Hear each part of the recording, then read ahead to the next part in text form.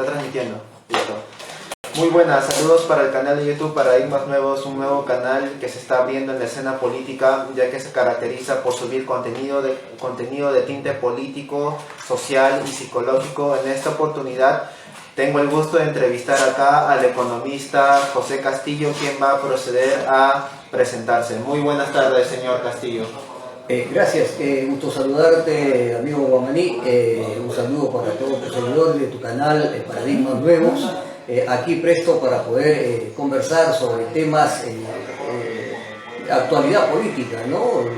Los eventos que estamos viendo actualmente, ¿no? A tus órdenes, mi estimado. Excelente. Bueno, vamos a proceder con la primera pregunta. ¿Quién es el señor José Castillo? Bien, yo soy magíster en gestión pública, ¿no? Soy abogado y me dedico sobre todo a enseñar algo de política, ¿no? A enseñar lo que es la economía social de mercado, desde el enfoque de la doctrina social de la Iglesia, ¿no? Y tal como en algunos artículos de la Constitución no lo menciona, ¿no? Como el principio de socialidad, algo del bien común, algo de la economía social de mercado, ¿no? Algo que tenemos que entender los peruanos para poder conocer mejor y saber qué reclamar, porque si no conocemos cuál es el modelo económico, social y político que manda nuestra Constitución, pues no vamos a saber qué reclamar. Y tú sabes, mi estimado, de que la columna vertebral de las políticas del Estado actual está en función de lo que es la productividad y la economía. Bueno, entonces la economía sería como su segunda pasión, algo así. Su segunda pasión, su segundo... Claro. Yo estudié economía en la Universidad Garcilaso, ¿no? Fue la primera carrera que estudié, ¿no? Y luego terminé como contador público, ¿no? Soy contador público también y abogado, magíster en gestión pública. Esto es un conjunto de profesiones, primero el derecho, luego la economía, es un conjunto abierto de profesiones, es un libro abierto a muchas experiencias, tanto académicas como profesionales. Claro, lo que pasa está en que fue como me sentía algo como una mesa de cuatro patas que siempre le faltaba una pata para tener estabilidad, ¿no? Entonces yo entendía un poco de economía, pero más en el tema macro, pero en el tema micro un poco que lo entendí mejor desde el enfoque de la contabilidad. Entonces, pero el problema venía cuando debatía, es que me llevaban al campo del derecho y del derecho constitucional, ¿no? Y ahí habían cosas que no estaban un poco difusas. Entonces, como siempre hay tiempo para estudiar, comencé a estudiar lo que es el derecho constitucional, ¿no? Y comencé a entender mejor lo que es el régimen económico desde el marco de la Constitución, ¿no? Y considero de que de lo aprendido ya tenemos que por lo menos empezar a enseñar empezar a enseñar lo que uno ha aprendido y dejar algo para que la sociedad conozca, ¿no? Perfecto, bueno, ahora vamos a proceder con el tema principal, que es el neoliberalismo, ya que mucha gente confunde lo que es el neoliberalismo, no se sabe cuánto tiempo, desconoce, no está en el Perú, si está en apogeo, si está en crisis, no se sabe ahorita la situación, digamos, la situación actual del neoliberalismo y cuál ha sido su rol económico en el Perú. Bueno, para empezar, la primera pregunta sería, ¿qué es el neoliberalismo? Yo tengo entendido por neoliberalismo, señor Castillo, de que viene de un prefijo griego, ¿no? Un prefijo griego neo, que significa algo nuevo, y liberalismo, de que es una doctrina económica, política y social que habla de que el individuo tiene una libertad amplia y de que limita la intervención del Estado en los aspectos tanto económico como social. Pero ¿por qué neo? O sea, ¿qué de nuevo ofrece este nuevo sistema económico? ¿Qué entiende por usted por neoliberalismo? El tema del término neoliberal, que muy bien etimológicamente lo ha descrito, deviene desde de la economía clásica con Adam Smith. Adam Smith plantea, ¿no?, la economía liberal, donde el libre mercado, donde los precios los fija el mercado, ¿no?, donde hay un Estado mínimo, ¿no?, y respeto a la propiedad privada. Eso está bien, ¿no? Pero ya en 1937, 36 más o menos, Alfred Rusto actualiza, ¿no? Parte de los exponentes, los máximos exponentes liberales, ¿no? Actualiza el término, ¿no? Para darle una cierta contextualización, ¿no? A las medidas modernas económicas que se pensaban plantear, ¿no? En el mundo moderno, ¿no? Entonces el grupo, estos economistas liberales, pues optan por aceptar el término de Rousseau, ¿no? El neoliberalismo. Esto es actualizar los términos del liberalismo clásico, de la economía clásica de Adam Smith, ¿no? Para poderlo actualizar, ¿no? Más o menos es llevar a la actualidad las ideas de Adam Smith, ¿no? Pero las políticas, entre comillas, liberales que se aplican en América Latina, por ponerle un término, no son ni neoliberales, ni liberales, ni comunistas, ni nada por el estilo. Pero por ponerle un término, porque así quisieron que se le denomine, ¿no? Las ideas neoliberales, ¿no? En el marco del consenso de Washington, ¿no? Entonces, los economistas acá en América Latina, ¿no? que criticamos, ¿no? estos modelos liberales, optamos por ponerle pues un término, ¿no? Teórico de neoliberalismo, ¿no? El neoliberalismo, para poder entender, ¿no? Cómo funcionan estas medidas liberales acá en América Latina, ¿no? En base a los lineamientos del consenso de Washington, ¿no? Entiendo, es una definición muy amplia, ¿no? Lo que más entendí en resumidas cuentas es trasladar lo que dijo Adam Smith, o sea, más que todo en su libro, en su famoso libro La riqueza de las naciones, ¿no? Un libro que es un referente, digamos, en lo económico, que ha sido de influencia para muchos liberales, ¿no? Para muchos liberales. Pero también he escuchado por ahí que dicen de que el término neoliberalismo, sobre todo en el Perú, lo han impuesto supuestamente los rojos, los zurdos, o sea, por no decir los militantes más acérrimos a una izquierda extrema, ellos son los que han acuñado el término neoliberalismo, más que todo es así. No sé si has escuchado hablar algo así al respecto. Bueno, el tema del neoliberalismo es un término que se utiliza en el mundo, ¿no? No es que lo hemos inventado acá los economistas de América Latina, ¿no? En el mundo se habla de neoliberalismo, inclusive, ¿no? Las políticas neoliberales han sido definidas, ¿no?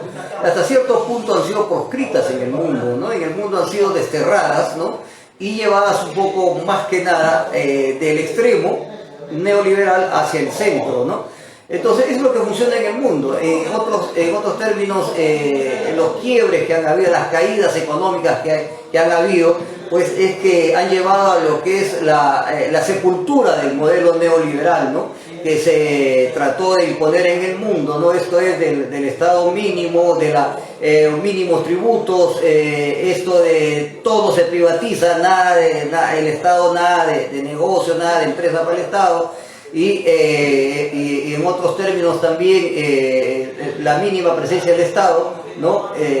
También podríamos hablar de eliminación de los impuestos, ¿no? El libre mercado, ¿no? Y todo desregulado, o sea, una desregulación total, que a la luz de la primacía de la realidad, como decimos los abogados, estamos viendo que en muchos países pues no han surtido los efectos deseados, esto es de llevar a los países al desarrollo, más por el contrario, ha habido crecimiento del PBI y ha habido un subdesarrollo, ¿no? Y ese es el caso del Perú, por ejemplo, ¿no?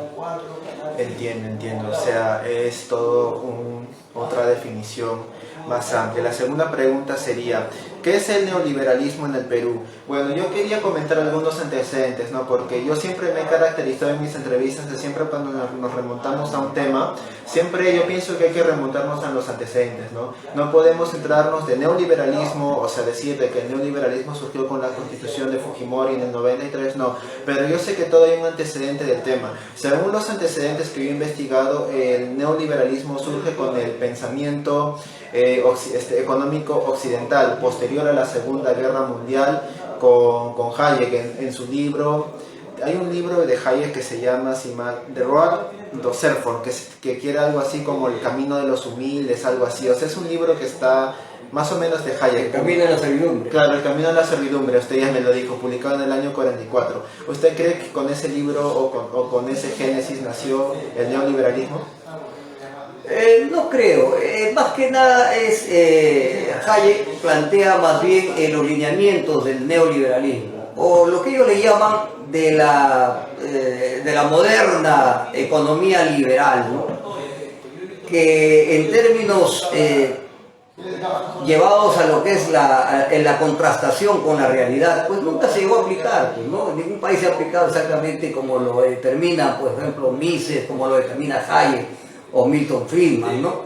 Entonces, lo que sí todos ellos coinciden, es que el único modelo que realmente liberal, que en realidad pudo ser contrastado con la realidad, valga la redundancia, es en la economía social de mercado, porque eso sí funciona en Europa, ¿no? Y están todos sus elementos hasta el día de hoy, y ha conllevado a que se pueda, por lo menos, ver una Europa más unida, más consolidada, ¿no? Con derechos humanos de cuarta, quinta categoría.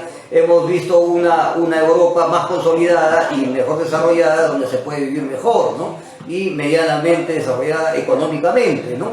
Entonces, hemos visto que en la realidad la economía social de mercado, como modelo económico, social y político liberal, ha dado resultados, ¿no? Y eso es lo que yo defiendo, y eso es lo que tenemos que exigir acá en el Perú, ¿no? ¿Para qué? Para que el neoliberalismo, ¿no? Traducido en el acaparamiento, en la captura de los mercados por medio de las grandes corporaciones y el abuso de poder de las grandes corporaciones, no capturen el poder y impidan la competitividad, porque la base del libre mercado justamente es la competitividad, lo cual el neoliberalismo pues no tiene nada de libre mercado, ¿no?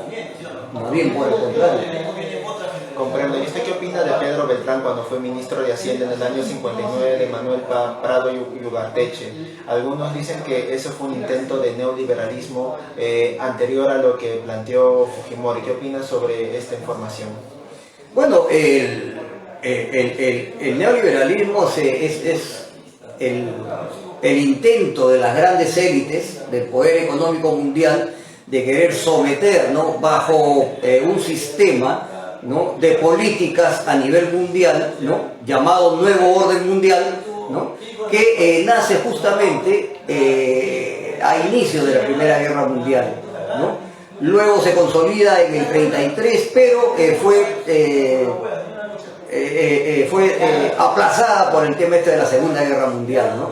Pero ya habían estudios, por ejemplo, los estudios de la Escuela de Chicago, Milton Friedman, si no me equivoco, empieza en 1933, y luego se prolonga hasta el 45, ¿no? Hasta 1950, ¿no? Que empiezan a consolidarse las bases de lo que es los lineamientos del monetarismo, ¿no? De la escuela monetarista, ¿no? Que es donde se fundamenta pues la escuela liberal, ¿no? El monetarismo, ¿no? Lo que quiere decir que lo único que crea valor solamente es la velocidad con que se le imprime al dinero, ¿no? Con que gira el dinero. Por eso creo que si más no me equivoco, su fórmula es la creación del valor está igualada a la masa por la velocidad del dinero, ¿no?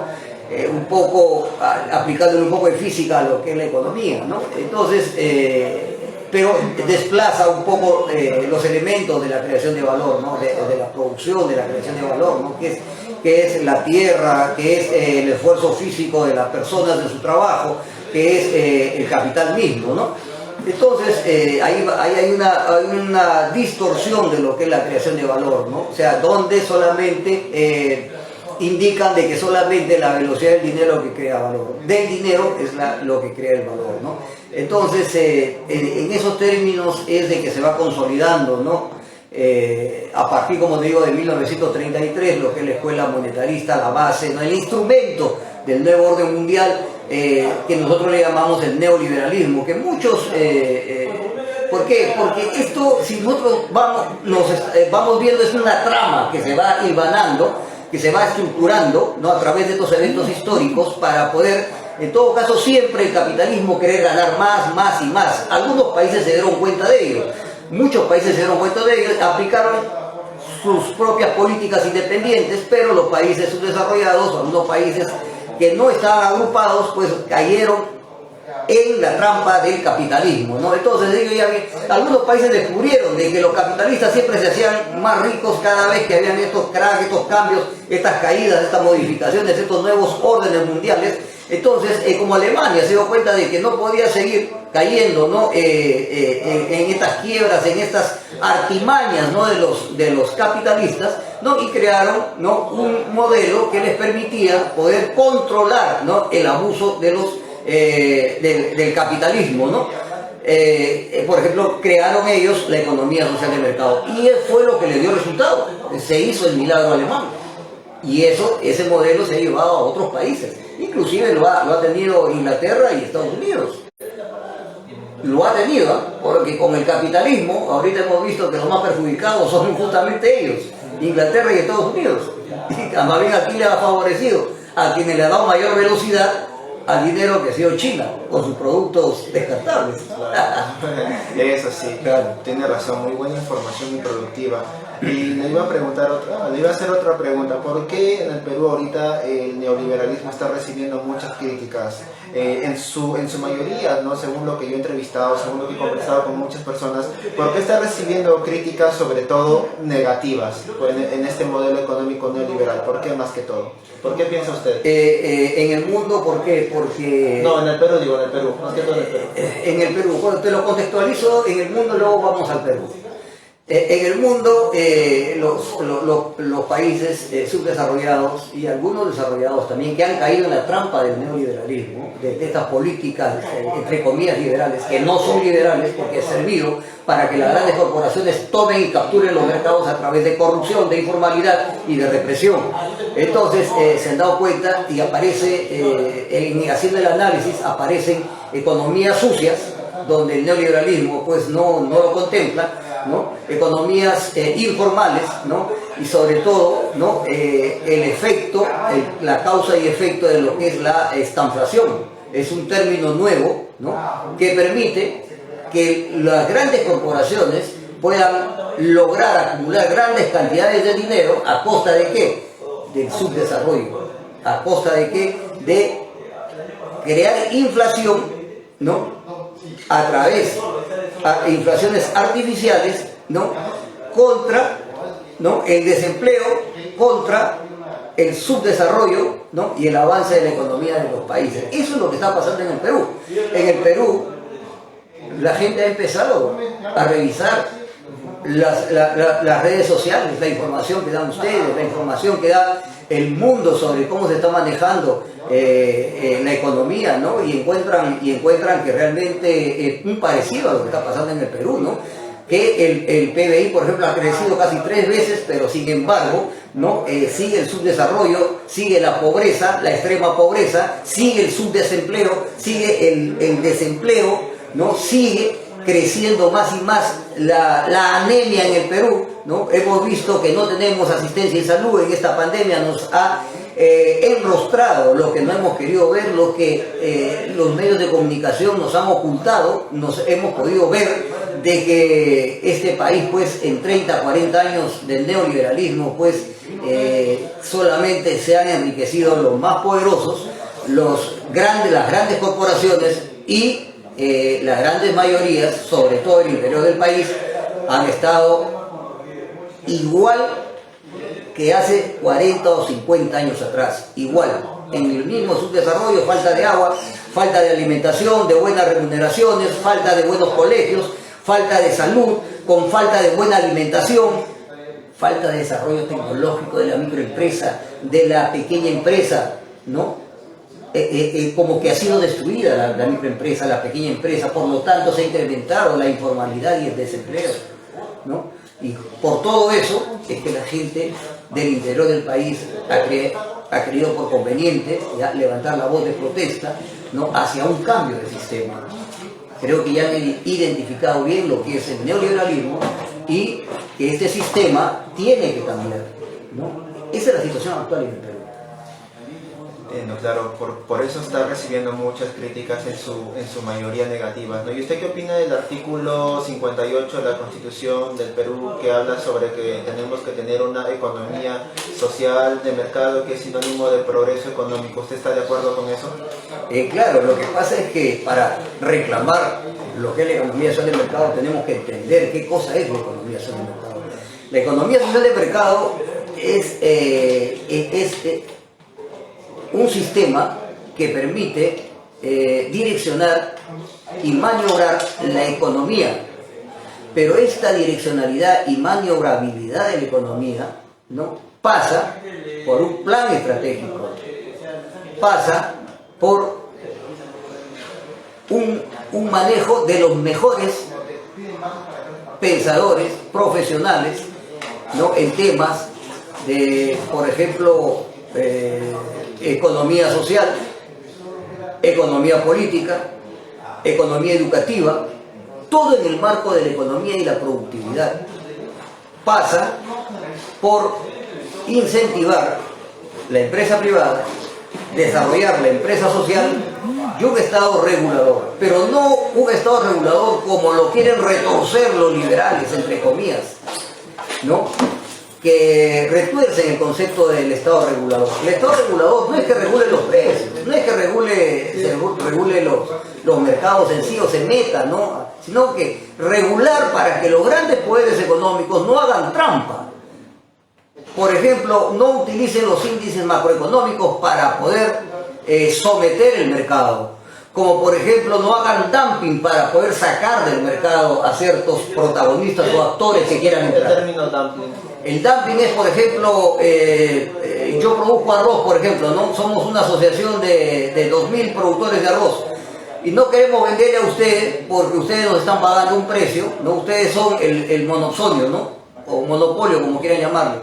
Si ustedes son el monopolio y no queremos nosotros venderle a ustedes porque nos está pagando muy poco y no podemos cubrir nuestros costos ni nuestra utilidad, entonces ¿qué hacen ustedes? Van y compran al extranjero y nos hacen dumping. Lo compran el arroz en el extranjero y lo venden más barato. Y nosotros se nos malogra nuestra producción. Eso está penado en el Código Penal. Pero sin embargo, este Poder Judicial no los toca ni con el pétalo de esa rosa. Es letra muerta eso. Es letra muerta. Entonces, eso es dumping. Y ese dumping no solamente lo hacen al agricultor, no solamente en el arroz, lo hacen en todos los productos, ¿no?, que produce, ¿no?, la agricultura en el Perú, ¿no? Por otro lado, también hacen dumping financiero. Por eso es que acá hay 4 o 5 bancos, un cártel de poder económico financiero, los oligopolios bancarios. Oligopolios bancarios que no permiten que entren nuevos bancos, como en otros países que hay más pequeños que el Perú, hay 50, 100 bancos. Acá no dejan que entre un nuevo. ¿Por qué? Porque le hacen dumping financiero. Igualmente, ¿no?, les hacen malas artes en el mercado. Entonces, esas malas artes en otros países pues están sancionadas con cárcel, pues. Acá no. Acá hacen lo que la gana se les da, los grupos de poder económico. Nadie los toca. Nadie los toca. Por eso es que no hay desarrollo, no hay industrialización, no hay tecnología, no hay buena educación, no hay creación de valor. No hay microempresa, no hay pequeña empresa. Así estamos. ¿Y qué opina usted sobre el artículo 59, que muchos piden cambiar el artículo 59 que habla sobre el rol económico del Estado? ¿No? Que estamos en una economía liberal de libre mercado. ¿Usted opina que ese artículo es el que más se debe cambiar en la Constitución? Bueno, no dice exactamente libre mercado, ¿no? Bueno, habla más que todo... No, dice que solamente la empresa no puede hacer actividad empresarial más que por el principio de subsidiariedad, ¿no? O sea, solamente mencionan esos el principio de subsidiariedad. Pero la subsidiariedad es inherente a la economía social de mercado, es uno de los elementos fundamentales, es el eje de la economía social de mercado. Solamente que nuestra Constitución lo habla muy de soslayo, muy de reojo, lo menciona en el artículo 59, cuando dice que el Estado solamente puede hacer actividad empresarial cuando es de necesidad y cuando la empresa privada no puede hacer esa actividad económica, lo puede hacer el Estado, pero con el permiso del Congreso, ¿no? El Congreso regula todo, el Congreso está metido en todo, el Congreso es el que hace todo. Y eso es malo, porque el Congreso no debe, por la separación de poderes, no debe meterse en cosas que no está en la capacidad de poder, ni constitucionalmente tiene que meterse. Pero ya vemos que el Congreso se mete en todo, ¿no? Entonces, ahí está mal, no hay separación de poderes. Entonces, ahí hay que regular ese artículo. ¿Para qué? Para que el Estado controle las empresas estratégicas del país, de los peruanos, ¿no? Así como lo hace Chile, Bolivia y otros países, ¿no? Que les ha permitido poder salir del ostracismo económico, que les ha permitido poder tener caja para poder inclusive pagar la deuda externa, como es el caso de Bolivia, ¿no? Y salir de esta opresión, ¿no? De estas políticas que nos impone el Fondo Monetario Internacional por cada préstamo que nos da, ¿no? Porque si no cumplimos lo que ellos mandan, las políticas que ellos mandan no nos prestan ni un sol. Entonces tenemos que salir justamente de esa dependencia económica, ¿no? Pero para eso tenemos que renegociar nuestras empresas estratégicas, recuperar las empresas estratégicas. Eso es lo que iba a hacer Pedro Castillo. Y por eso decían que tenían que sacarlo antes del 2023, y lo han conseguido, ¿no? Sin eso no podemos salir de la esclavitud económica en que estamos. La esclavitud económica a través del dinero. El sometimiento del Perú a través de los grandes poderes económicos. ¿Y usted cree que Castillo va a conseguir eso que usted acaba de afirmar o no? En el contexto en que él estaba, no creo. No creo, no, tampoco lo creo. creo. En el contexto, porque para eso se necesita de un partido sólido, ¿no? Gente identificada con la misma dirección, mirando en la misma dirección, pero no había, no lo estaban rodeando gente que no estaba ni en esa dirección. No le estaban asesorando bien. No lo estaban asesorando bien tampoco. Claro. Un momento. José. Juan José. José. ¿Puedes cerrar la puerta, por favor? Sí. Ya sí, pues en estábamos allá. Bueno, obviamente Castillo no estaba en ese camino, no estaba en esa dirección que usted afirma. Exacto. Entonces, en ese contexto es que es un poco difícil de que Castillo hubiera podido hacer un cambio de política económica, ¿no? Es un poco complicado. Y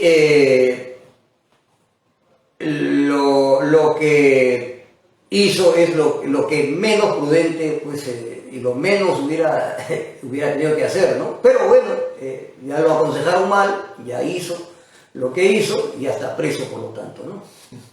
¿Y qué opina usted del consenso de Washington y Fujimori? El consenso de Washington justamente fue para poder hacer el ingreso de las políticas neoliberales, ¿no? Pero en cierto modo, mira, ahí hay un cierto detalle que, mira, todos los estudiosos de la economía clásica, ¿no? O la economía liberal, desde Adam Smith hasta Milton Friedman. Adam Smith, por ejemplo, en su teoría de los valores, teoría de los sentimientos morales, es su obra, ¿no? Donde habla bien claro de que para que haya libre mercado se tiene que atacar las fallas del mercado. Esto es atacar los monopolios, atacar los elementos que frenan el libre mercado, entre ellos los monopolios. Ellos lo hablan muy bien, y lo habla también Mises, lo habla también Hayek, lo habla también Milton Friedman, y todos los liberales, ¿no? Pasando por Ludwig Erhard de la economía social de mercado, para poder tener cierta libertad, ¿no?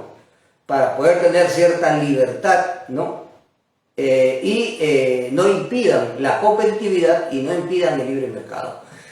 Pero, sin embargo, vemos actualmente que al consenso de Washington le hicieron trampa también. Porque el consenso de Washington en cierto punto tiene ciertas medidas que liberan el mercado, pero que finalmente, si tú te das cuenta, los grandes inversionistas y quienes han aplicado las políticas económicas en el Perú, pues no han sido muy cuidadosos de por lo menos crear una superintendencia de control de grupos de poder económico, ¿no? O por lo menos de crear el departamento de economía social, ¿no? Para poder equilibrar el abuso de poder y poder equilibrar la economía, ¿no? Para que el monstruo que pisa fuerte no se coma a la caperucita roja, que es la economía social, ¿no? Para eso el artículo 60, si no me equivoco, dice bien claro, el Estado tiene que ayudar a la empresa, a la microempresa, a la pequeña empresa.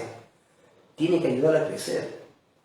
Pero si no... Pero yo veo que en la práctica no lo ayuda. No hay nada de eso, no hay nada de eso, nada, a pesar que está en la Constitución, y nadie lo habla, nadie lo dice. Más bien creo que el Estado a veces pone barreras para que el microempresario salga adelante, ¿no? Exacto.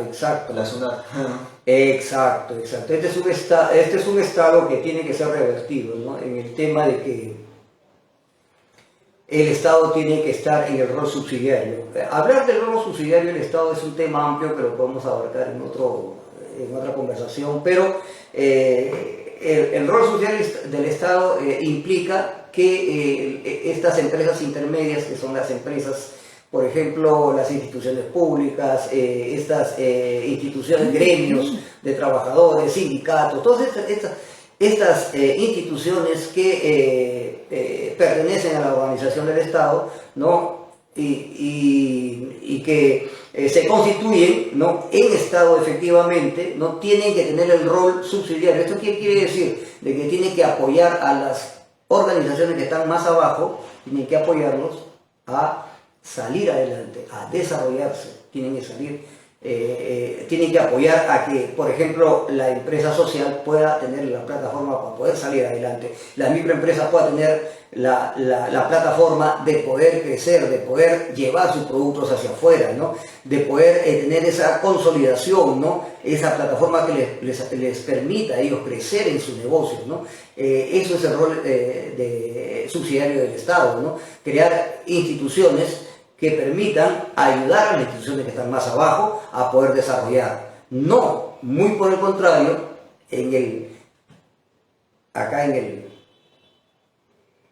el Perú, el Estado más bien extorsiona más al emprendedor y a las grandes empresas, les exonera de sus tributos. Claro, eso también es letra muerta, ¿no? O sea, no todo lo que está en la Carta Magna se cumple al pie de la letra, ¿no? Exactamente, no se cumple porque la gente pues no le hablan esto, al pueblo no le hablan lo que le estamos hablando actualmente, ¿no? A través de tu canal, no le dicen qué es exactamente la economía social de mercado, ¿no? O sea, los asustan con el fantasma del comunismo, de la izquierda, o con el fantasma de la derecha, pero no le dicen exactamente pues qué es lo que manda la Constitución, ¿no? O sea, economía social de mercado no es izquierda ni derecha. Es simplemente maniobrabilidad, es sofisticación en la gestión pública, es direccionalidad, maniobrabilidad, ¿no? de las fuerzas, ¿no? que ejercen en la economía, ¿no? Esto es para los técnicos, ¿no? que tienen que saber, y los políticos tienen que saber expresar, enseñar, ¿no? cuáles son. ¿Qué es la economía social de mercado y qué es lo que manda la Constitución? Pero no lo están haciendo. ¿Por qué? Porque la economía social de mercado es la antítesis del neoliberalismo. Pues. La economía social de mercado justamente nació para combatir el abuso de los capitales. Y para usted, digamos,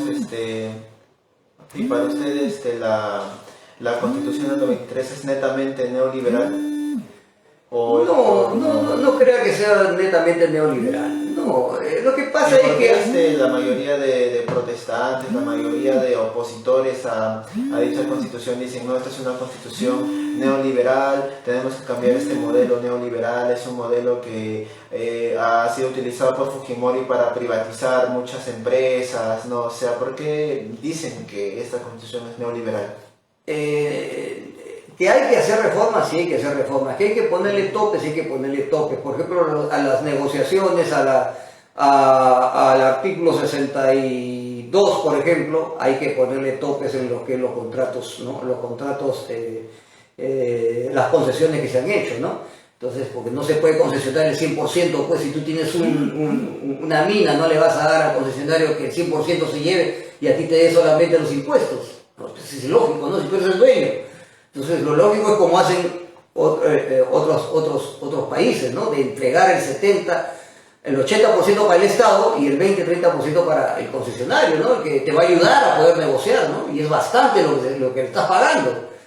Pero acá pues hemos hecho concesiones para que se lo lleven el 100% y nos paguen solamente los impuestos.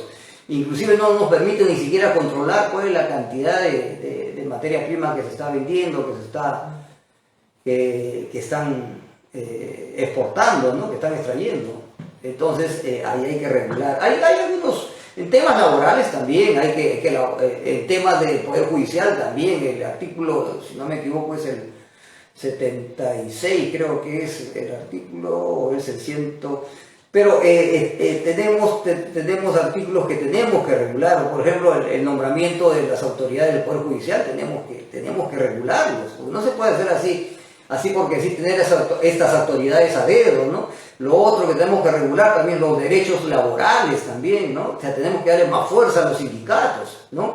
Lo otro que tenemos que ver son también el derecho a la salud, a la educación, no podemos tener una educación paupérrima, tenemos que tener libre cátedra, ¿no? Tenemos que dejar de estar recibiendo órdenes de los lineamientos económicos, ¿no? Y políticos que nos dan, por ejemplo, las instituciones supranacionales, ¿no? Como los bancos, ¿no? El Banco Mundial, el Fondo Monetario Internacional, ¿no?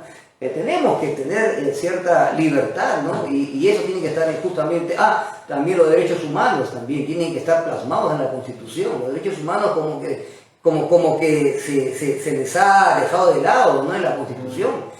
Y los principios constitucionales tienen que ser fundamentales, también definirlos, porque no, o sea, si no tenemos los principios fundamentales no vamos a poder interpretar adecuadamente la razón de la Constitución, de los artículos de la Constitución. Entonces ahí es donde justamente los grandes constitucionalistas, ¿no? Nos disfrazan la píldora, ¿no? Y nos dan gato por liebre y distorsionan muchas veces la razón de la Constitución, con otras palabras, el espíritu de la Constitución, de lo que nos manda los artículos de la Constitución. Entonces, ahí es donde tenemos nosotros que trabajar, ¿no? Sobre todo los medios de comunicación, ¿no? Para que puedan conocer la verdad, ¿no? La verdad de la Constitución, ¿no? Cuando puedan saber exactamente cuáles son los artículos que tienen que cambiarse, que tienen que renovarse, que tienen que reformarse, se tiene que hacer una reforma, ¿no? Pues, finalmente todas las constituciones son casi iguales, o sea, no se puede cambiar una constitución. Reformar, sí, pero cambiarla. Si quieren llamarle cambiarla o reformarla, igual es, pero merita cierta reforma. Toda constitución se reforma cada cierto tiempo. Entonces la gente que protesta, la gente que reclama una nueva asamblea constituyente para cambiar la constitución, entonces usted no lo ve viable o sí lo ve viable. No se puede, es lo más correcto. Es lo más correcto. Bueno, lo que hacen los países es para poder cambiar, por ejemplo, el artículo de la Constitución, hacen referéndum. Hacen referéndum. Modificaciones. Claro, también. Hacen referéndum, pero para poder hacer un cambio sustancial de un número significativo de la Constitución, yo creo que amerita una asamblea constituyente, pero lo más viable sería regresar a la Constitución del 79 y a partir de esa Constitución hacer las modificaciones. Porque la Constitución del 79 se hizo en consenso, ¿eh? En consenso con la gente de izquierda, con la gente de centro, con la gente de derecha, ¿no? Y estuvieron los mejores pensadores para poder hacer esa Constitución, ¿no? Y la economía social de mercado justamente nace de Europa y la traen acá a la Constitución del 79, ¿no? Entonces, y permanece en la Constitución del 93. El problema está en que nunca se aplicó, nunca se desarrolló, y los economistas brillan por su ausencia, ¿no? Los grandes filósofos en economía no les interesa tocarlo, las universidades no les interesa desarrollarlo, y el peruano no sabe qué reclamar, qué modelo económico reclamar. Y habla lo que le dictan los influencers, ¿no? La prensa libre, entre comillas, la prensa... Por no decirlo basura. La prensa, por no decir la prensa basura, ¿no? Repite como loro lo que ciertos politicólogos, entre comillas, ¿no? Politiqueros. Politiqueros y entre comillas, ciertos liberales, entre comillas, porque no tienen nada de liberal, les dicen, ¿no? vamos a hacer esto, vamos a cambiar esto, vamos a cambiar, al final después le dan más de lo mismo. Pero no fundamentan ni dicen exactamente cómo es la cosa, ¿no? ¿Cuál es la verdad en la milanesa? ¿No? Yo no los escucho, hablar. Entonces, en esos términos es que falta bastante educación para que el pueblo pueda saber qué reclamar. Pero a pesar de que, como usted dice, la Constitución del 69 es hecho en un consenso, ¿no? Un consenso con el APRA, con los del PPC, ¿no? Hubo consenso, sí. Claro. Pero ¿por qué esta Constitución hubo muchas críticas? La acusaron de ser una Constitución estatista y la Constitución con la cual gobernaron Belaúnde y Alan García en el 85 al 90, y que ya sabemos cómo fue el primer gobierno nefasto que tuvo Alan García en su primer gobierno, donde hubo hiperinflación, el dólar MUC, y donde mucha gente hacía cola por comprar azúcar. ¿Usted no cree que fue por culpa de la Constitución del 79 en parte? El gobierno de Alan García, por ejemplo, si no me equivoco, fue del 85 al 90, ¿no? Correcto. Del 85 al 90. Exacto. Ya. ¿Y cuándo fue la Constitución? 79. El 79. Ya. ¿Qué quiere decir? De que no se puede aplicar un modelo de economía social de mercado en un corto tiempo, un modelo, y cambiar un modelo como el que teníamos anteriormente por un modelo de economía social de mercado es bien complicado. Un modelo de economía social de mercado es un modelo moderno, es un modelo de vanguardia, de avanzada, que implica una planificación a mediano y largo plazo. Entonces, ¿quién podían hacerlo? Esos son los mejores economistas para poder hacer un plan estratégico y poder empezar a trabajar. Pero, ¿qué pasó? La intención de los poderes fácticos económicos no era darle una economía social de mercado al Perú, sino a aprovecharse de esa disyuntiva, de esa transición, para que ellos impongan, a punta de una dictadura de sangre y fuego, ¿no? Un modelo neoliberal, ¿no? Un modelo, ¿no? Entre comillas, de libre mercado, pero ya vemos que no es libre mercado, sino el sometimiento de los mercados, ¿no? Neoliberal para adueñarse de las riquezas del país. Y eso ya lo habían hecho pues en Chile, ya lo habían hecho en Argentina, en Bolivia, en Uruguay, Brasil. Entonces, el último bastión del neoliberalismo fue el Perú. Fue el Perú, que capturaron el Perú a través de este golpe de Estado de Fujimori, ¿no? de un Estado dictatorial, ¿no? Hasta cierto punto dirigido por las grandes élites del extranjero, ¿no? Que ya sabemos, ¿no? Entre comillas, para que vengan a mejorar la economía. Han mejorado la economía, sí, pero ¿a costa de qué? De adueñarse de nuestras riquezas. Pero eso se podría haber hecho a través de la economía social de mercado. Porque allanar el mercado para las inversiones no es lo que ha hecho Fujimori. Tú si puedes googlear y leer en el Google, en la internet, qué cosa es allanar el terreno para las inversiones, lo primero que te van a decir ahí, eliminar las fallas de mercado. ¿Qué son las fallas de mercado? Los monopolios, entre otras cosas. O sea, eliminar los monopolios. ¿Quién va a querer invertir en un país que está cartelizado, monopolizado, donde los cárteles de poder económico te desplazan? Es por culpa de los monopolios que ahorita los precios están exorbitantemente altos. Exacto, ellos son los que se les da la gana, suben y bajan los precios como se les da la gana. Controlan el dólar. No es culpa del gobierno, de nadie, solo de los monopolios. No. La economía la manejan los grupos de poder económico, el Banco Central de Reserva y los bancos. Nada más. Y los bancos son los dueños de las grandes corporaciones. Ellos son los que manejan la economía acá. El presidente poco nada puede hacer. A no ser que tenga pues un gobierno fuerte, consolidado, ¿no? Y que tenga que aplicar las políticas que ha aplicado Europa, por ejemplo, los países nórdicos, para poder luchar contra el neoliberalismo. Y cómo lo sacó, hay que leer la historia. O sea, las medidas hay para poder librarse de esto. Y parte de esa lucha, de esa reacción de los países para poder, porque los países no son estáticos, son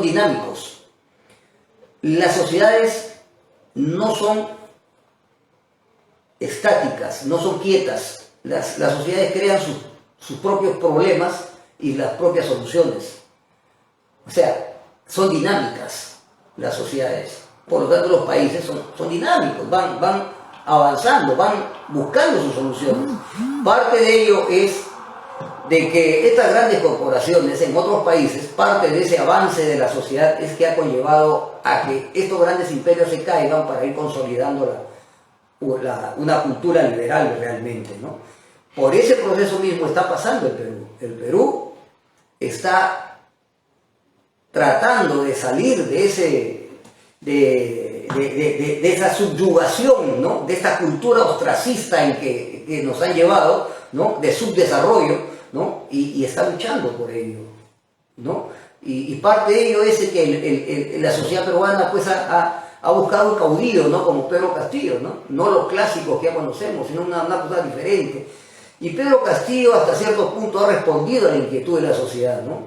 Desgraciadamente, ¿no? El gobierno, la administración pública, no le ha permitido poder lograr los objetivos que él pensaba aplicar como política de Estado y política de gobierno, ¿no? Y ha encontrado pues un Estado corrupto, una administración pública corrupta, ¿no? Lleno de gente que poco o nada le ha servido para poder liberarnos de esta economía ostracista. Y como consecuencia de ello, que ya estamos viendo, la historia es bastante conocida, ¿ya? Es bastante conocida, que sería perder tiempo si que me pongo a hablar pues, de este Congreso corrupto, de estos ministros traidores, si me pongo a hablar, ustedes ya conocen la historia. Entonces es parte, historia conocida, ya es parte ya del proceso del avance, del desarrollo, de la evolución, ¿no? de los países, de las sociedades, ¿no? Y eso no lo para nadie. Es imposible que lo paren matando gente, asesinando gente, no, eso no lo va a parar. Es parte del proceso evolutivo que tiene la sociedad, los países, las naciones, de poder avanzar hacia el desarrollo, de salir de la opresión. Y la pregunta que habla de Castillo, una pregunta interesante sería, ¿para usted Pedro Castillo fue un buen presidente o fue un buen intermediario? A ver si me entiende la pregunta. No se le podría calificar, hasta yo creo que ha hecho un gobierno de consenso. Ha hecho un gobierno de consenso. Para mí, la ley más fundamental es impulsar el desarrollo de la economía social a través de la segunda reforma agraria, impulsar lo que es el cooperativismo. Para mí eso fue fundamental, porque eso es lo que equilibra los mercados, ¿no? La fuerza de la economía social equilibra los mercados, no rompe con los monopolios, ¿no? Y ese ha sido pues un derechazo directo a la cara pues, del oligopolio, ¿no? Y eso no les ha gustado a ellos, pues, ¿no? Que se haya llegado a concretar o no, que muchos han luchado en contra de ello, que no se logrará concretar, eso para mí es irrelevante. Lo importante está en que los campesinos, lo importante es que la agricultura, el sector agrario, entendió el mensaje, ya entendió de que es de suma necesidad el desarrollo de la segunda reforma agraria y del sector agrario en sí, ¿no? La tecnología, ¿no? y la ayuda del Estado es fundamental para poder desarrollar la economía social a través del cooperativismo en la agricultura. Y eso solamente lo puede dar un gobierno de economía sobre el mercado como el de Pedro Castillo, ¿no? Que él siempre decía que mi modelo económico es de economía sobre el mercado, ¿no? Y eso es lo que ha estado tratando de hacer Pedro Castillo. No ha sido un gobierno de izquierda exactamente, ¿no? Pero, como te vuelvo a repetir, eso ha sido agua bendita para los neoliberales, porque obviamente no iban a dejar de que la sociedad se desarrolle, ¿no? Económicamente, ¿no? Porque iban a romper los monopolios. Justamente la economía social rompe y equilibra los mercados, ¿no? Porque entran nuevos protagonistas al mercado. Entonces le quitamos la hegemonía de los productos de primera necesidad, ¿no? A los grandes poderes económicos. Entonces eso no le convenía a ellos, entonces han hecho todo lo posible por sacarlo. Y lo han conseguido, al final es su objetivo. ¿Y usted qué opina sobre el otro sendero de Hernando de Soto? Se escucha hablar, que habla de una economía informal y de que también el neoliberalismo iba a entrar en crisis. No sé si escucha hablar de ese libro, El otro sendero, de Hernando de Soto. Bueno, lo he leído así de reojo, algunos fundamentos de lo que tú estás hablando, pero habría que ver qué es lo que se va a privatizar y qué es lo que no se puede privatizar todavía, pues, ¿no? Habría que ver si es que la privatización, pues, de las, por ejemplo, de las minas, ¿no? Es conveniente o no, ¿no? Habría que ver qué es lo que se va a privatizar, ¿no? No todo se puede privatizar. No estamos en la capacidad de poder, o sea, para privatizar todo habría que preparar a la gente, ¿no? Prepararlos para el reto de la privatización, del reto del siglo XXI, ¿no? De la capacidad de poder generar dinero, la capacidad de poder hacer empresa, de manejar los instrumentos económicos nacionales, internacionales, los derivados, de poder manejar realmente, pues, cómo se maneja una empresa, ¿no? Una empresa social. Pero eso, pues, el Estado no lo ha hecho. Más bien al contrario, estamos ciegos. Estamos en un oscurantismo tremendo en lo que es el conocimiento del siglo XXI, ¿no? El ciclo de los mercados. O sea, mientras que otros países han avanzado tremendamente, nosotros estamos perdidos. Hasta Chile está un poco más avanzado, ¿no? Chile está 20 años avanzados en educación económica. Nosotros estamos perdidazos. Nosotros no tenemos ni la plataforma del capital intelectual, que es lo que yo siempre he mencionado, que tiene que haber en el Perú, que hay que desarrollarse. La plataforma del capital intelectual implica todo eso, ¿no? Implica la creación justamente de la creación de valor, ¿no? Las estandarizaciones, ¿no? El capital estructural, ¿no? La plataforma estructural para impulsar esa creación de valor, ¿no? Y el manejo de los instrumentos financieros y de los mercados, cómo funcionan los mercados, cómo se compra, cómo se vende, ¿no? Todo eso tiene que saber el peruano del siglo XXI, pero de eso nos han ocultado todo eso, nos han sacado de la educación. Debería haber, si quieren, así como deberían volver los cursos de filosofía, debería haber un curso que hable de economía en el colegio, ¿no?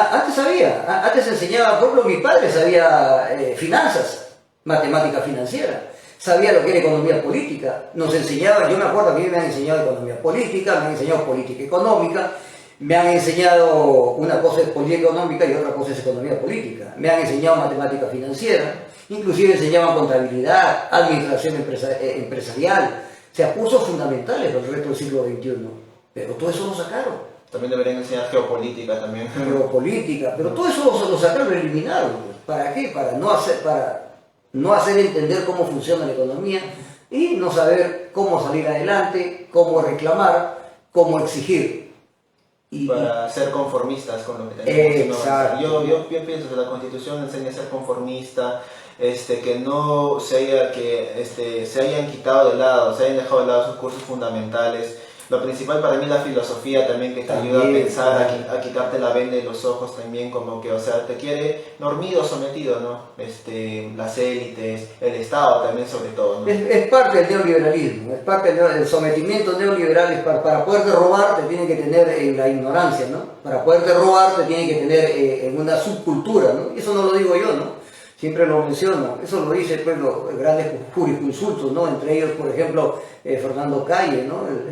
Uno de los jueces supremos, ¿no? Le dice bien claro, cuando vino el neoliberalismo no solamente trajo inversión privada, sino que trajo una cultura oscurantista, ¿no? Hasta cierto punto subdesarrollo, ¿no? Lo mencionó bien claro y dijo otros términos más preocupantes para mí, a la luz de los hechos, como te digo, de la actualidad. Estamos viendo que así es. Claro, necesitamos esos cursos de vuelta, sobre todo para tener un poco de noción de lo que tenemos que saber. No siempre es bueno tener una noción por lo menos de todo, si es que no nos apasiona al 100% la economía y todo, ¿no? Claro, la educación ha evolucionado. Ahora ya no se habla, pues, de los buenos se sientan adelante y los burros se sientan atrás, ¿no? Ahora en el mundo se habla de las inteligencias múltiples. Todos tenemos un talento que desarrollar, todos somos inteligentes en cierto talento. Las aptitudes, claro, aptitudes complejas. Claro, o sea, eso es lo que Hoover le llamaba la inteligencia múltiple. Todos somos inteligentes, todos tenemos un talento. Un futbolista no puede ser menos que un ingeniero civil, ¿no? O sea, si es un técnico, es un sabio que maneja la pelota y la distribución en el campo, entonces eso no lo puede ser un ingeniero, ¿no? Entonces cada uno en su campo, ¿no? Pero son talentos que tienen que desarrollarse en el estudiante, ¿no? Hay muchos que aprenden a tocar la guitarra aún sin partidura y le aprenden rapidísimo, otros que no, pero su talento es eso. Entonces ahí es donde puede ganar dinero, ahí hay que desarrollar, ahí está su talento. Pues no podemos obligar a que aprenda matemática. Sin embargo, pues este modelo de educación pues ya es convencional, o sea, todo ha avanzado menos la educación. Y no solamente en el Perú, sino en muchos países de América Latina y Sudáfrica, ¿no? La educación ha quedado rezagada, recontra atrasada. No sirve para la creación de valor. Entonces, como te digo, tenemos que cambiar inclusive esta cultura, ¿no? Esta educación, tenemos que cambiar los métodos de educación. Hasta el Estado moderno implica la digitalización del Estado, pero eso no se está haciendo. No se está digitalizando todo el Estado, o sea, los sistemas que tenemos en el Estado no sirven para nada, o sea, al extremo de que los mismos alcaldes se llevan los discos duros, se llevan los programas, se llevan todo, o sea, es un desastre, o sea, no hay el manejo del conocimiento, el almacenamiento del conocimiento y la experiencia, o sea, no hay un manejo de las políticas del manejo del conocimiento dentro de la que es la administración pública. Porque creo que ni lo conocen ni saben cómo manejarlo, pero sin embargo en Europa hay como 1000 indicadores de cómo manejar el conocimiento, ¿no? Desde su captación, su almacenamiento, ¿no? y su traslación, ¿no? a las siguientes generaciones. Pero acá no pasa nada de eso. No pasa nada de eso. No pasa nada. O sea, para empezar, nuestra rica cultura incaica, sus descubrimientos de ellos, sus tecnologías, ¿quién lo estudia? Nosotros no lo estudiamos. Las universidades no lo hacen. ¿Por qué no lo hacen? No creo que no tengan la inteligencia de hacerlo, sino que hay alguien que les está obligando a no hacerlo. Hay que descubrir quién es el que las políticas que está direccionando las políticas en el sector de educación. Y no es otro más que el Banco Mundial y el Fondo Monetario Internacional y la Organización de las Naciones Unidas, que está direccionando las políticas de ostracismo, de subcultura, de atraso en la educación en las universidades. Pues las universidades no se está enseñando lo que se debe enseñar. Esa cultura inca, el gran aporte en la arquitectura, en el manejo de las aguas. Desde Caral, en el manejo de las aguas, el trasvase de las aguas, ¿no? El traslado de las aguas, de esos acueductos de alta ingeniería. O sea, no se están aplicando. No se están aplicando en la agricultura. Y la agricultura, por lo tanto, la experiencia rica del manejo de la agricultura, porque Perú ha sido más que minero, ha sido un país de una agricultura desarrollada, ¿no? Por nuestros ancestros incas, eso no se está aplicando. ¿Por qué? O sea, esa rica tecnología de nuestros ancestros incas, ¿por qué no se está estudiando y se está aplicando? Porque ese es un crimen. Ese es un crimen. Pero sin embargo vienen otros ingenieros, investigadores del extranjero, ¿no? De habla inglesa, ¿no? Y comienzan a estudiar esas técnicas. Y pueden adueñarse. Y esos descubrimientos los patentan ellos. Así como dicen que Machu Picchu fue descubierto por Hiram Bingham. Exactamente. Cuando sabemos que no fue. Cuando sabemos, claro, que las universidades ya sabían que eso había descubierto. ¿Y qué hicieron las universidades para poder patentar eso? O sea, yo no sé qué realmente es lo que pasa. Y hasta ahora sigue una cultura de entreguismo, una cultura de sometimiento, una cultura como de ya pues qué importa, ¿no? Ya pues si así ha sido nuestra suerte, ¿no? O sea, una cultura, no sé si por parte de felipios o por parte de traidores a la patria, o de gente que realmente pues forma parte de esta cultura colonialista, ¿no? O de colonizadores, ¿no? Que hasta ahora pues no cambian el chip, ¿no? Que no se dan cuenta que estamos en el siglo XXI y siguen utilizando pues modelos de represión, culturas subculturas de atraso y subdesarrollo, ¿no? Y solamente de saqueo de las riquezas naturales, ¿no? Y nada de tecnología y nada de industrialización del país. Comprendo, entonces hay mucho por hacer, mucho por concientizar y mucho por cambiar a las masas, sobre todo mucho por cambiar en la realidad peruana. Bueno, y así como ya vamos llegando al final de esta amena entrevista que tengo con usted, la verdad que no sé si usted me ha dado cátedra a mí o ha sido una cátedra recíproca. ¿Usted qué opina? Bueno, ha sido recíproco, porque hay en la conversación, cuando la conversación es buena, hay una cierta retroalimentación que nos permite tanto a ti hacer las preguntas como yo responderlas, ¿no? Y hay como te digo, un feedback, ¿no? Un feedback. Claro, entonces eso nos ayuda a nosotros a poder tener una comunicación fluida, ¿no? no hay una discusión, no hay debate, solamente hay un intercambio de ideas. Claro, entrevista, conversatorio. Claro. Y para terminar, como te digo, este país tiene riquezas para poder salir adelante. Este país, si recupera sus riquezas, puede salir adelante de su desarrollo, puede ser una potencia. Todos saben que este país puede ser una potencia. Sí, lo puede ser porque tiene las potencialidades de pueblo, tiene el mayor almacén de minerales, y eso le podemos dar tecnología, lo podemos transformar, podemos ser, pero necesitamos que los mejores pensadores nos juntemos y empecemos a hacer un plan estratégico de desarrollo. ¿En base a qué? En base a la economía social de mercado, que es lo que ha dado resultados en otros países. Claro, el Perú tuvo la potencia desde los incas, desde nuestros antepasados los incas, desde ahí tuvo la potencia. Así claro. es, así. Somos herederos de una rica cultura, ¿no? Inca, ¿no? Que no lo estamos sacando adelante, porque hay fuerzas que reprimen, y esas fuerzas tenemos que distenderlas, esas fuerzas tenemos que identificarlas y tenemos que distenderlas. ¿Cómo se distiende eso? En el mundo ya está descubierto eso. Nos juntamos y yo les digo cómo se distienden esas fuerzas. No con agresión, no con armas, solamente con cultura, con conocimiento. Es la lucha de los mercados. Claro, el usar armas para cambiar algo ya pasó a la historia y es algo que no debe repetirse ya. Las armas no cambian nada. Las armas solamente te cambian de opresor, pero no te llevan al desarrollo. Solamente las políticas adecuadas, ¿no? Son las que te llevan al desarrollo, ¿no? Las políticas en educación, políticas en economía, políticas en la cultura misma, cambio de cultura, políticas en lo que son la creación del capital intelectual, ¿no? Son temas que ya se tienen que debatir y se tienen que hablar, que no se está haciendo. Son políticas, como decía Michael Foucault, decía, las políticas actuales de los países tienen que estar en función de lo que es el desarrollo de la productividad y la economía. ¿Qué es productividad? Es producir con calidad. No basta con producir, sino que hay que producir con calidad, ¿no? Y crear una cultura de economía. En función a eso es que giran todas las políticas, deben de girar todas las políticas, todas las constituciones, todas las políticas de todos los países.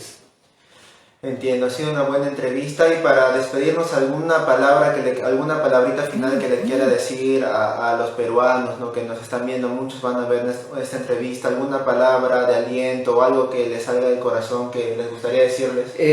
Más bien me auno a su lucha, también hasta cierto punto me da sentimientos encontrados, ¿no? De todo lo que está pasando en el país. Y es parte de la lucha, justamente es parte de salir del esclavismo cultural, más que nada, ¿no? Porque salir del esclavismo cultural es que nos va a ayudar a nosotros a poder salir del subdesarrollo. Entonces esto nos va a ayudar también a salir de este subdesarrollo económico, ¿no? Entonces es parte de la lucha el dirigir nuestro propio país y desprendernos pues de este Congreso, pues, que hasta cierto punto nos ha demostrado pues que es traidor a la nación, traidor a la patria. Es un Congreso que no representa a nadie, ¿no? Entonces es parte del proceso de avance de los países. Gracias, amigo, por esta entrevista, y seguimos adelante, seguimos en esta lucha cultural que también tanto necesita el Perú.